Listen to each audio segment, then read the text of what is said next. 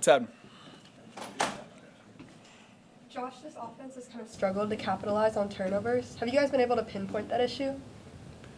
We need to be able to do that to play complementary football. I would say it's getting off on the right start on some of the first down calls, the early down calls that ultimately get another explosive. That way those drives continue and turns into 7 points and not 3 like it has the last couple weeks. So really on that side is the execution on the first and second down part to keep those drives going, to play complementary ball. That's what it's all about. They get it from the defense, they get it from the offense, we score, and give it back to them.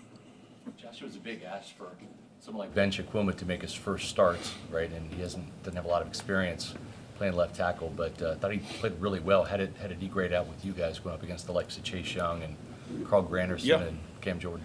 He did a good job. There's definitely things that, from a rookie's perspective in his first start in the NFL, that he wants to clean up, but from an effort and mentality and how he approached it going into it was really good to see from his end of it, with not having played much. And now he's starting, and to your point, that whole game he was going to go against Chase Young, which is a tall task, and that guy's having a hell of a year.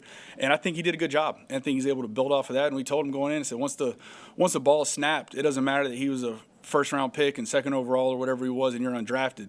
He's got to get off the block, and you got to block him. So it comes down to mano-a-mano, and I thought he met the challenge and played really physical. We saw Baker hit his first 8 throws the other day. And we know the conditions, right? They were bad for everybody. But then to go 6 for 22 for like 30-something yards, what was not going right in the passing game, and for him specifically? You said it. The conditions are what they were in terms of us playing in it, those guys playing in it. Weren't able to connect on some of them. I think I can get them in better play calls on some of those to try to get more into a rhythm, be able to take some of the conditions into play to help him out a little bit when it comes to that. But we start off fast there, and then ultimately we just got to be able to continue that. We talk about that killer mentality of once we get to 7, we got to go be able to get that every drive. And there's definitely something I can help him with when it comes to that. And in general, like his play, right? And we know he's dealt with a series of injuries, right? Yep. Going through the whole oblique and the whole thing. But if you look at his first, I don't know how many games through the Patriots game, he's got like 16 touchdowns, 2 interceptions, and since then 6 touchdowns, 6 interceptions, and you know the passing rating is down, certainly the completion percentage. So just Baker, what do you think has been the decline in these last month or so? When it comes to that side of it, I think it's ultimately all 11, because I think what he's done a good job of is no matter who's in there is being on the same page and trying to get these guys in the right order in terms of a walkthrough rep, a practice rep to go out there and compete. A couple of those interceptions were not on him, not throwing anybody under the bus on that, but it kind of is what it is on that side of it. But I thought he's done a hell of a job the whole year on being able to adjust his game to who's in there, whether it's up front, the backs, the receivers, the tight ends. And ultimately, it's not good enough as a unit, and that doesn't just fall on his shoulder. So I can always help him out with that. The rest of the guys on the field can help him out with that. But looking forward to this week is another great opportunity versus Atlanta to get back on track. I know it's flushed that last game, and it's nothing better than playing on Thursday to get back on the right side of that win-loss column. Josh, obviously third down was a strength of this offense last year, best in the NFL. It hasn't been the same this year. I think 3 for 13 on Sunday. It's not only one thing, but what's the key to getting to where you want to be on third downs right now? It's one of those where you don't want to be in the third and longs. So if you're not efficient, or we had a couple of games there where we had cleaned up some of the penalties, and those were not good to see on some of the false starts that put you in 1st and 15, and now you're trying to get half of that back to get back to a manageable third down. So I think that's part of it. I think that when it comes to the protection side of it and being on the same page, I know there's things that Baker would want to get back in terms of a throw. I know there's definitely some play calls that I would want to get back to put these guys in a better position on a scheme that might work better versus that front. There's different things in the route detail. So ultimately when it comes to that, it's really all 11, and it starts with me on being able to convert those. Because when we do that and we continue the drives, we put together good drives and go get 7, and we don't, it ends up in a bad result. And it's definitely something that we need to be able to do. And when we've won, I think we've done a good job of that. And some of the losses, we've done a poor job of that. Josh, Bucky Irving's big run, it kind of helped out in his rushing yards per carry, but before that he only had 13 carries for 20 yards. How do you find more ways to, get him going earlier in the game? Yeah, get him into space more. get some things that he has a better feel for. A lot like we're talking about some of those interceptions.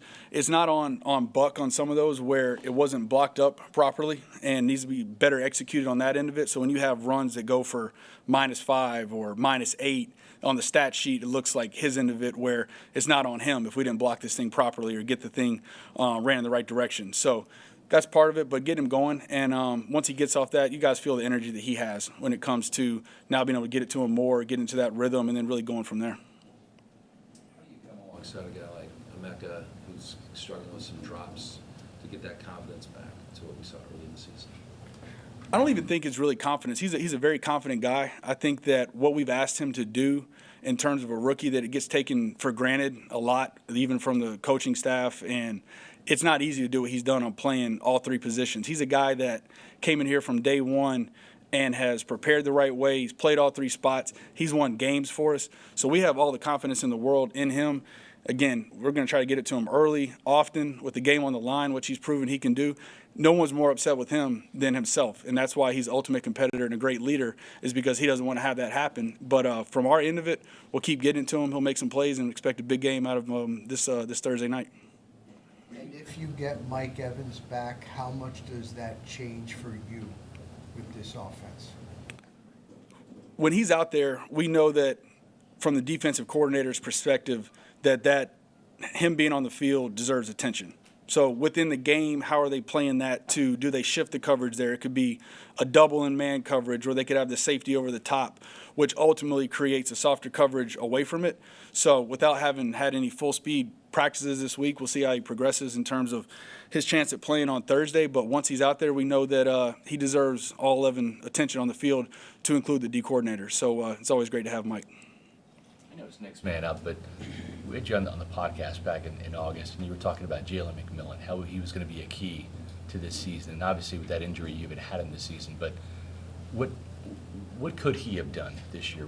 How much have you missed him, and what areas could he have succeeded and excelled and really helped out this offense? And it's good you're getting him back, but just can you just speak to what your offense has been missing without him?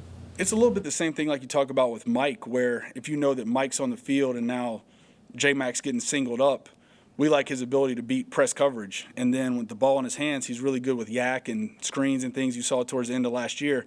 And him being able to carry over the momentum he had from the spring into training camp, he was in a really good place with his production and his elevation to be able to play different positions and things like that. So anytime you can have someone like him or a Chris Godwin or a Bucky Irving, or you get the ball in their hands, they can make that first guy miss, and you can turn a 5-yard completion into a massive completion. And I thought he's done a really good job in the run game as well. Some of these guys come in from college, and they're not used to blocking, and they're blocking for bubbles and RPOs, and I thought he put a lot of effort into that, and hats off to BMAC, too, for getting him right. The last 5 or so games, I mean, you look at all total points, right? You had the game against the Rams and that, but like, where do you want to be? You want to score 40 a game, but why do you think you guys have struggled to get the ball in the end zone as much as you have lately? I'd say as a general number, around 30 points per game leads the NFL. So you always want to be the top offense and shoot for that. Generally, that's enough to win. But you're saying more specifically in the red area on that side of it? Yeah. It's really the execution of it, like we've talked about. There's been times where we've got down there and we've had, I know even the one last week where we talk about the penalties, and you can't have the penalties to go 1st and 15 on that drive, and now you're trying to get back that yardage in that area of the field. So especially down there, you don't want to have it in the open field either, but when you go 1st and 15 down into the high red, you're really shooting yourself in the foot on trying to convert now a 3rd and long in a very reduced field where you now can't push it past their head, and it needs to be more lateral. So we end up hurting ourselves when it comes to that, and ultimately turning the thing into 3, especially in the game where we could have got 7 there. Sometimes guys just got to make plays, right? I mean, like we've seen Godwin, we've seen, Mecca probably felt like he should have caught that ball. It comes down to that. Yeah, and you hit it as well. Sometimes where it might not be completely schemed up and somebody beats them or breaks a tackle and they go out there and make a massive play like we've seen them do. So there's definitely a combination of all that when it comes to it. All good. Appreciate it. Take care. See you guys.